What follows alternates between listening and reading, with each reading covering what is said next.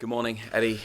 Like to begin by asking about Miguel Almiron because there's lots of reports and interest in him and ongoing speculation about his future. What is the latest with Almiron? The latest is we expect him in for training today and to be part of our squad tomorrow. Is there still a chance that he could leave before the window closes? Yeah, I'd say with him currently that anything could happen from this moment. But my concern is to try to get the squad focused, ready for tomorrow's game. He'll be an important part of that. I think the other day you praised Martin Dubravka for the way that he has been conducting himself during a period of speculation about his future. How has Miguel Almiron been recently with all of this going on? Top class. I mean, he, as you know, his sort of playing persona is his personality. He's happy. A brilliant professional, actually, Miggy. Miggy's one that will come in almost every day. He lives his life through the football club. His training performances this year, his focus, his personality has been just very consistent with his normal self. So I have no issues with him on that side. You didn't have Fabian Schär the other night against Wolves because of illness. Will he be back in the squad on Saturday? We'll make a decision today. Fabi trained yesterday, but was not 100% himself in terms of his well-being. Nasty cough, I think he had a nasty illness. So we'll see how he's recovered today and then make a decision whether he's fit enough to be involved. If you win this weekend, it will set a new club record, 10 wins in a row in all competitions. It feels like a significant statistic, but what's your attitude towards records and stats like that? Does it matter too much to you? We've actually been quite relaxed during this run. We've not focused on it. We've not talked about it internally. We've just gone on to the next game. Certainly not going to change now. It will just be about Bournemouth and making sure that we perform in the right way. I'm relaxed on these things because I know it's something for everyone to talk about, and of course we want to win and we want to keep the run going as long as we can. But it's always about how we play, and that's what I'll be focusing on. How do you see the picture at the top of the Premier League table at the moment? Because you moved above Chelsea and into fourth the other night. You can go third if you win because Forest play on Sunday. It is really tight, and there are a number of teams just behind you as well who had good results in midweek. Yeah, I think we've been saying all season it is a really unusual Premier League season in terms of the league table. Very tight, congested. I think every team going right the way down the league, we'll look at if we can get some consistent results together, we could be in the mix. I think it works both ways. So now we have to guard against falling off from where we've been. So we've really enjoyed the run. We've put ourselves in a really good position. And now it's about foot to the floor and try and make more. And just a couple of questions on Bournemouth, who are one of those teams that are not far behind you. They almost got a terrific victory at Chelsea the other night. They're in brilliant form and doing well without attacking players who are injured as well. What do you like about the way they play? Yeah, I like a lot about how they play. I think they are never out of game. I think you look at them consistently, and they've had some remarkable turnarounds in games where they've been losing a game. I think back to Everton, several other games where they've had a real late period of momentum in the game. Ipswich the same, and they end up winning the game. So I think their spirit is undeniable in their performances. You can see the togetherness that they play with. I think Andoni deserves huge credit for not just the job he's done, but the style of play that they've implemented there. And very difficult to play against, very fast-paced, aggressive. I think it'll be a really good game tomorrow against two teams that were sort of mirroring styles, although slightly different in how it's constructed. It will be two teams trying to win, that's for sure. And they're opening a new training ground soon. I don't know if that was in the works when you were there, but how pleased are you to see the continued growth of Bournemouth off the pitch as well? Yeah, that was very much in the pipelines. I think Jason and I spent a period of time designing it and trying to get it how we would want it back then. But of course, well, now a lot's changed. Delighted really that the infrastructure of the club is now falling in line with the performance on the pitch. That was always the big jump when you go from League Two to the Premier League. can your facilities and everything behind the scenes fall in line with the team? And credit to the owners who have gone in there and done a brilliant job in investing. It's a brilliant setup. I've not seen it personally myself, but delighted for Bournemouth. Thanks, Rosa. Keith? Eddie, other than Fabi that you mentioned a moment ago, you're unsure whether he'll be involved or not. Is there anyone else that could miss, or is it the same squad as the other night? No, I think it'll be pretty much the same squad. Yeah. How pleasing is it right now that you're managing to keep? Yes, you're getting the odd injury, Callum Wilson out for a couple of months, Nick Pope, but it feels like you're controlling the injury situation a lot better than Oh, sorry. Well, it's just you don't want to tempt fate, do you? I think. But that's helped that's certainly, you would suggest, helped your run of form, that the core of the team has been available to you over the last couple of months. Yeah, without a doubt, and I think that is a challenge ongoing. I think the schedule of games is different to last year. The games we had last year, especially around December, hit us hard. But I think you're right. I think we've managed certain situations much better this year. Everyone deserves congratulations with that. Medical team, sports science team. James Bunce has come in and had a really positive impact, I think. So I'm delighted with how that's working. But the challenge of that never stops. Now we have picked up injuries to important players, but then other players have stepped up and minimised that absence. And that's always what you're looking to do. You're looking for the squad to take the load. We now miss Harvey, who's a big player for us. Missing Callum for the length of time we had has been a huge blow. Missing Nick and his importance has been difficult for us, but that's where credit to the players that have been fit, because they've taken on the burden and done really well. Do you have to be mindful of Sven ahead of tomorrow, given that he played 90 the other night, less than 72 hours ago off the back of his injury? Yeah, of course. We monitor all the players. It's a quick turnaround in games. It's an early kickoff as well, so we lose a couple of hours there. So we'll try and make the right decisions for the team and for the squad and for the individuals. On Almiron, I know obviously you can't say too much with regards to what's going to happen with him potentially leaving. If he were to go between now and the end of the window, how dangerous or would it be to not replace him, given that you're light in that position with Harvey's injury as well? I know he plays on the left, but you're light on wingers, should I say? Yeah, I think it's not ideal, but I don't think it's ideal from anyone's viewpoint. From our side, we don't want to lose players, but we know that there's a reality to PSR and the ongoing managing of that situation. So sometimes, as we've said many times over the last few weeks, we're making decisions not based on football, but based on decisions that we potentially have to make for the future. And I know you said after the Wolves game the other night you hadn't heard anything at that stage regarding a move from Fenerbahce for Lloyd Kelly. Is there anything that you've learnt since then you can tell us? Nothing to update you on, Keith. No, okay. For his situation though, could you understand if he was, I don't know if he's frustrated or not, but could you understand why, if he felt it was difficult for him to play when he's obviously got Dan Burn in there, one of your top performers this season? You've got Sven coming back in now. There's a lot of competition in that position, both at left centre back and I suppose at left back as well, because Dan could potentially push over. Yeah, Lloyd's not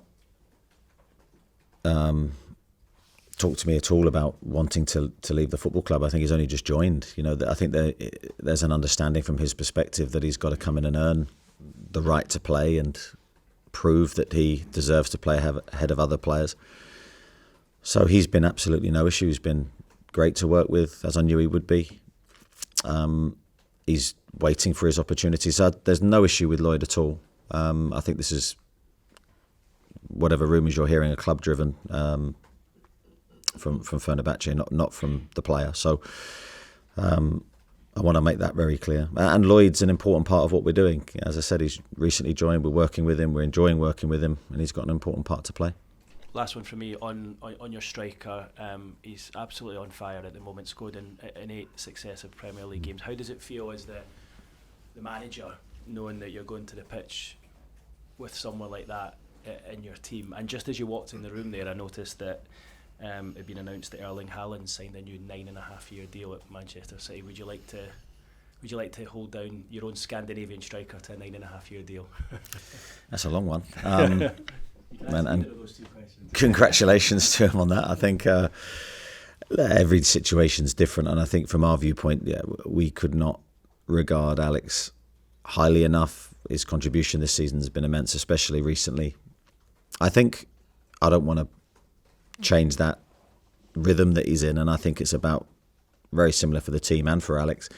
Not thinking too deeply, just going into the games in a good frame of mind and enjoying your football and try and carry on the form that he's in. Everything else off the pitch will naturally fall into place off of what he does on it. So I'm sure there's lots of positive things in the future for him. At the moment, I just want him to concentrate on scoring. Thank you. Thanks, Keith. Andy? Well, Eddie, did you manage at least a little bit more sleep last night than you did on Wednesday? No, not really. Actually, it was not enough sleep last night because I got to come in and meet you guys early. But no, it was okay. I'll move on to football. The word calm has cropped up a lot recently. Player interviews. I remember you talking to Jason just after the Arsenal full-time whistle and saying calm. Is that the key? And how do you keep a side that have won 9 consecutive games calm in an emotional landscape like Newcastle? Yeah, I don't think it's been difficult, to be honest. I think the players have been very mature in their response to this winning run.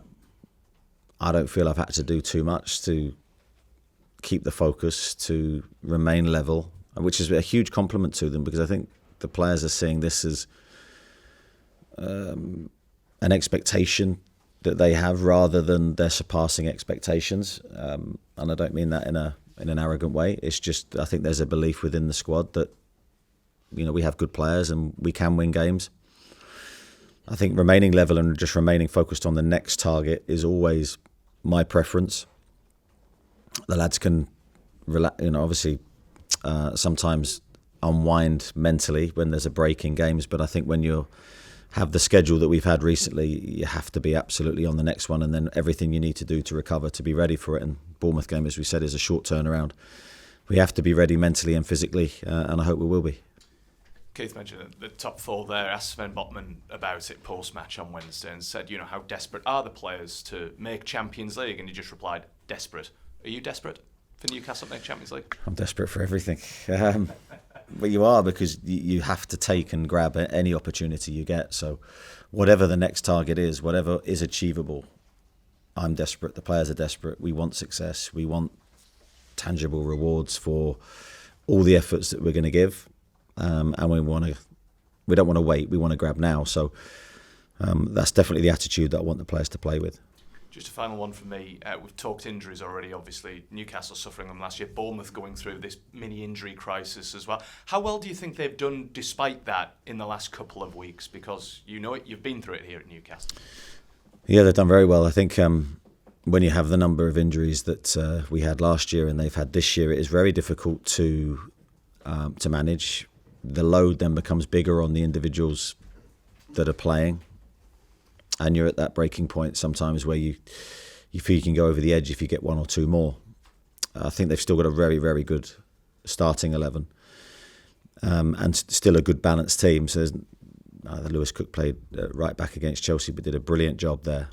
So, yes, maybe slightly disjointed. Obviously, the 2 strikers, losing them is a huge blow because they're the focal point of the team. But I think Andoni and his coaching staff have managed that really well. Thanks, Andy. Nisha? Morning, Eddie. Morning. After the Wolves game, you spoke about Tonali and what he did defensively that people might not realise that it hit the ground he covered. That was picked up on Match of the Day. At the game, Joe Linton, was celebrating, making a tackle. You've got these players quite literally running the miles from you. How do you get more out of them to continue this run? Well, I think it has to come from the players themselves. Firstly, we just try and set the framework and the environment for them to enjoy, and you hope that they feel the relationships with their teammates on the pitch, and that inspires them even more. I think the midfield, especially the work they're doing defensively, has been outstanding in recent weeks. It's played a big part in our wins. I think the fitness levels of the players is very, very strong. I think we've recovered from a bit of a shaky start to the season in that respect, where we didn't look ourselves. Now I think we're seeing the importance of that fitness element in our game, the ability to go right till the end of the game. to cover big distances. But I think it's all about the individual player within the team framework and having the motivation levels to do that consistently. You mentioned the fitness levels at the start of the season it not being quite right, and could you have anticipated this run that you've gone on? What do you think was it a number of factors coming together? Was it that midfield three just all of a sudden, a spark lighting? What has been the change, or has it been multiple things? Yes, for me, it's been multiple things.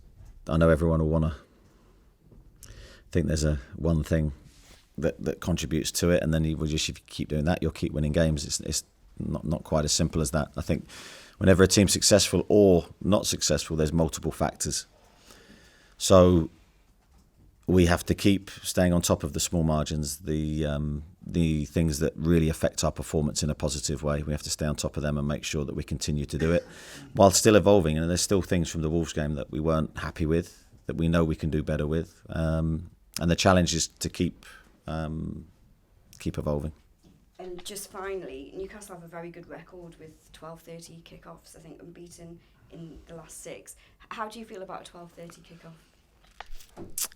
Well, I feel all right. I'm not playing. I wake up okay.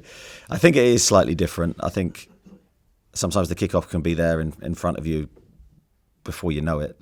So I think your preparation, your wake up time, all the things that maybe people don't see.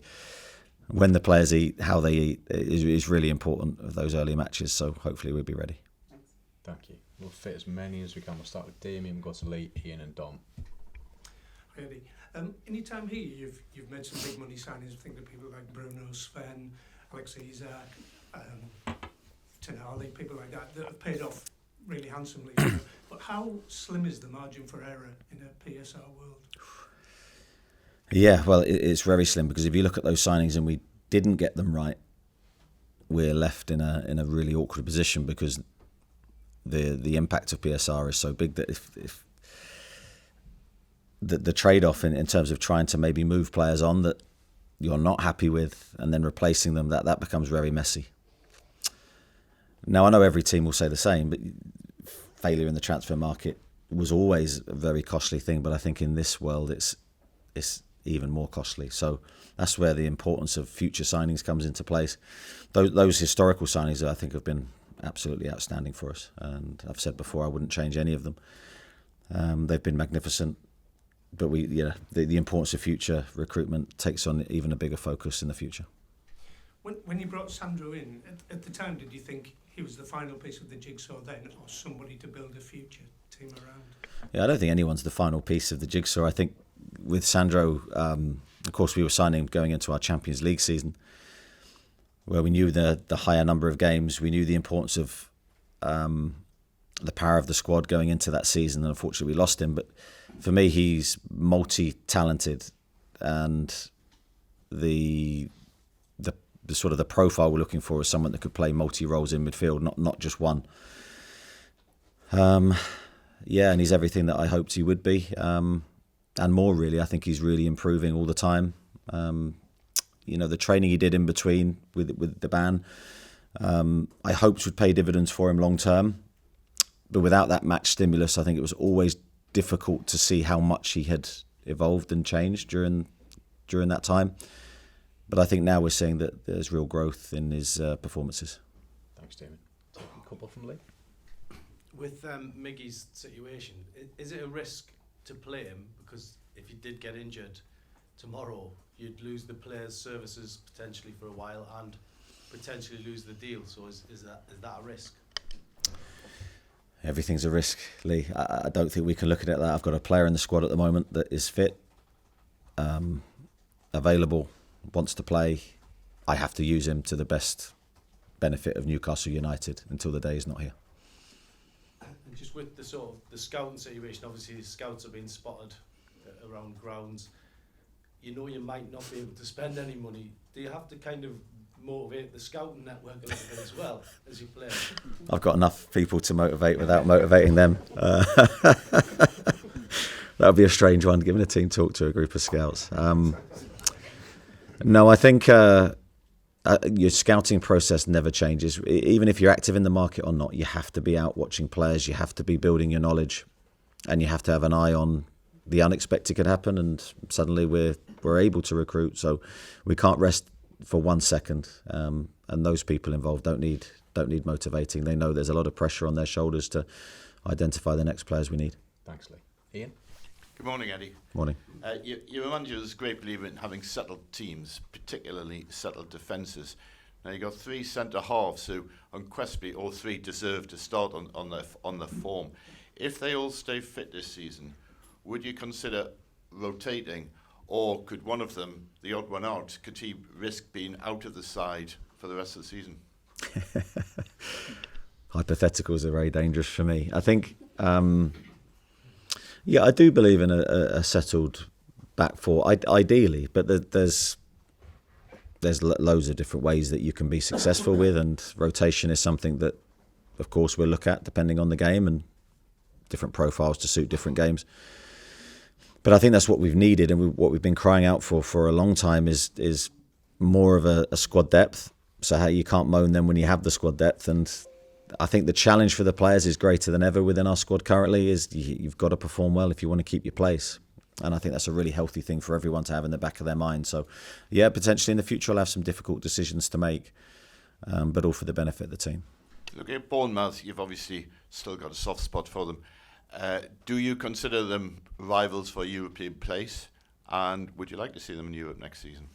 They're absolutely a rival for a European place. If you look at their statistical data, they're up in the position that they are on merit. And if anything, it could have ended up with a lot more points from some of their performances. So they're absolutely there where they deserve to be. This isn't something that we didn't expect really from playing them early season, because I thought they gave us a very, very good game at the Vitality Stadium. They're very strong. So in terms of whether I'd like to see them there, it depends where we are. So, Newcastle the priority. Thanks, Ian. Don? Morning, Eddie. In the summer, there was a substantial amount of money to spend on a player that ultimately wasn't spent. So I know you've touched on this previously. Naturally, now in January, people will wonder where that money is and why it may not necessarily be spent this month.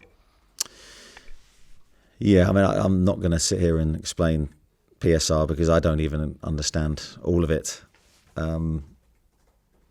But it's not as clear as everyone make out. There's not a pot of money there waiting to be spent. It's all about the 30th of June and making sure you comply by that date. So obviously if you spend money, then you have to recoup it at a later date. So hopefully that doesn't explain anything, does it? But in my head it does.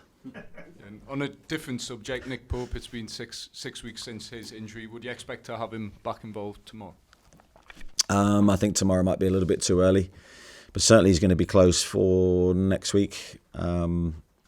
He's not trained with us yet, but he's certainly building up to that moment. We're happy with where he is at, and I think mentally he's getting there, ready to play. Thanks, Don. We've got Scott, Luke, and then Craig. Hi, Eddie.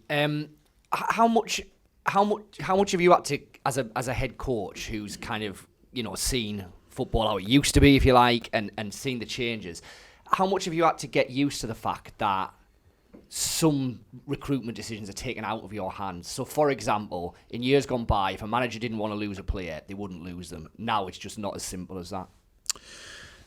Yeah, I don't view that as a recruitment decision. I just see that as a squad. It's different. Recruiting for me is you're bringing players in. Losing players from your squad is always a difficult thing. Yeah, and this is slightly different. I've never sort of had this. This first experience, of course, was Elliot in the summer. Really, the big transfer blow where you're losing someone that you don't have to lose footballing wise, but you have to financially, as we spoke about before. And I think this will happen again. I think if you can't control it and you know that it's for the benefit of the club, you have to not be supportive of it, but you can't block things. You can't be too clever because it's about the long-term future, financial future of the football club. So you've got to make smart decisions. Sometimes decisions that you know will impact the team may be short-term, but you have to take that pain. Thank you. Luke? I'll be the first to say how informative and entertaining this morning's press conference. That's very kind of you to say so. Yeah. This is quite a long-winded question, so bear with me. I know you instinctively seemed a bit uncomfortable with the Keegan and Robson comparisons. whenever it was we last spoke to you, Tuesday. But I think you've now got the highest win percentage of any Newcastle manager in the Premier League. How does that make you feel? Is that a sign of how well things have gone in the last 3.5 years? Yeah, well, I think it's a great thing. I'd never view that negatively. It's a positive stat, but I don't know. I think you can look at stats all types of ways to create whatever narrative you want. I think for me, the only uncomfortable thing is you don't compare yourself to anybody. You don't intentionally think about it. So those people have been legends of the football club in the past. I hold them personally in the highest esteem for what they, not just for the jobs they did, but for how they conducted themselves in the roles that they were in. And they're legendary figures, and rightly so. But I don't view myself that way. I view myself as just as a person trying to do the job to the best of my ability, trying to win games for the football club. I don't know if you saw Leyton Orient's magnificent penalty shootout win over Derby in the week, but there was a quote from the manager there that it's not typical Leyton Orient anymore, that they're not set up to, there's a perception that the team lets them down, that it disappoints at the last moment. Are you changing that mentality at Newcastle, or are you determined to not make it typical Newcastle United anymore? Well, without a doubt, we're trying to, I wouldn't say change the narrative, but we're just trying to build a new mental framework that we can win anywhere, we can achieve great things, and not associate ourselves with any historical negative psychological viewpoint. I think it's all about the future and trying to create new narratives for ourselves. We're very proud of the teams in the past that have played in the way that they have and built the legacies that they have, and we embrace that totally. But we have to be our own team, and we have to try and create new history for ourselves. Thank you. Thanks, Luke. Craig, then Gary and Martin. Morning, Eddie. Morning. You've said before and you've said again today that you're not making decisions based on football, but decisions for the future of the football club. As a head coach, would you not go back and say, if you make a decision for today, it actually takes care of tomorrow with specific regards to replacing players and strengthening the squad in this window if one does go? If you look after now, that might be the difference between Champions League and not. Yeah, I get your point, and your point's a valid one. But I think when you're armed with sort of the whole picture, it can look very different. So I think we have to make together, and this is the key thing, we'll make decisions together. There won't be one person going and dictating to me that's what we're going to do. There might come a time when that might have to be the case, obviously, if I disagree strongly enough on something. But I've got to then give a logical response as to what the solution is, if I say that. So we've got to work together and make the right decisions for the here and now, and of course for the future. And we'll try and do that together, and that's the best way to do it, with teamwork and consultation. But I'll make this clear: no one wants to lose any players from our current squad, especially in positions when we're a little bit fragile. And why would we want to leave ourselves in that position? So no one wants to do it. But then, of course, when you're armed with the facts and you have to make a decision, sometimes you have to take that, as I said, that short-term pain. And would these decisions, this short-term pain, would that, I know you've hinted at this before, but would that leave you in a very healthy position potentially for the summer? Because as we've seen now, the past three windows haven't been what we've necessarily expected of a Saudi-owned football club who were in the Champions League last year. Could this summer be different? I don't know if this summer will be different. I don't know if suddenly the outlook totally changes. I think that's for another day. What I would say is hopefully the future beyond. Whether I'm here to enjoy that future is, of course, as a football manager, is difficult to say. But I think the future beyond that certainly looks very different. Thanks, Craig. Gary? Hi, Eddie. I'm sure you've seen or heard about Alan Shearer's comments about Newcastle now being in a title race. Should players and fans dare to dream that they could catch Liverpool? I don't know what you're talking about. From Alan? No, I have. A few people have told me what he said. I think I always say, and I've said this, I think after the game against Wolves, got no problems with supporters getting caught up in any kind of feeling, emotion, talk. That's absolutely encouraged. The players, I think, slightly different. I think they've got to still be controlled. Sometimes that talk and those thoughts, you can take your focus on what you actually have to do to get there. Certainly from my viewpoint would be more towards the players' side. But I think it's important that we recognise our strengths and how strong we are. And I think we are a really strong team when we're playing well. I really love our squad. I think our squad is in a really good place. I think we've got some very good players, and we're trying to enjoy what we're doing without thinking too much about the consequences at this minute in time. And just on Isak, obviously he's getting a lot of attention now, closing in on Jamie Vardy's potential record. How much, firstly, do you think he is capable of doing that, and how can he improve still? I think he's capable of that, yeah, without a doubt. I think I'd just urge Alex, very similar to what I just said in my previous answer, not to think too much, just keep enjoying his football, keep working hard, and hopefully that run will continue. I think he can improve in lots of areas, and I'd say the same to any player. You know, we're always trying to identify, and then they're not huge, radical, big things because he's an elite player, but they're little tweaks that we can help him with, either individually or the team can help him with, to try and get him more opportunities to score. Okay, we're out of time, I'm afraid. Martin, have you got one to finish? When you left the G-Tech Community Stadium, did you turn to Jason and say, "Don't worry, we'll win the next 9 games"? Yeah, that was a tough journey back. As I said before, I think we got the coach back. The weather was really, really bad, very windy, and me and Graham Jones watched the whole game back there and then on the bus, and it was painful because you're watching back, frustrated at what we were delivering. But positive. I always think those times are positive because you're looking for things, you're searching for answers, and yeah, of course, from that game we've made a couple of tweaks. That's not why we've gone on the run. We've gone on the run because we've got some very good players. But I think those times are good to look back on sometimes and just remind yourself of what can happen in the game, how painful it can be, and try and stay away from those feelings for as long as possible. Just last one to finish. How different is the mood inside a football club on a run like this? And does that bit of history motivate you and the players? Try to sort of stay away from the history side and just, as I said earlier, concentrate on the game. I have to say, and this might surprise people, but I think the atmosphere it's been pretty similar all season. And that's a big compliment to the players. Whatever moment we've been in, the players turn up, very professional, very... they're just good people. So I'm not saying that it's a dramatically different feeling. Of course it's better because you're winning and there's more engagement and more energy, more positive energy, but not drastically different.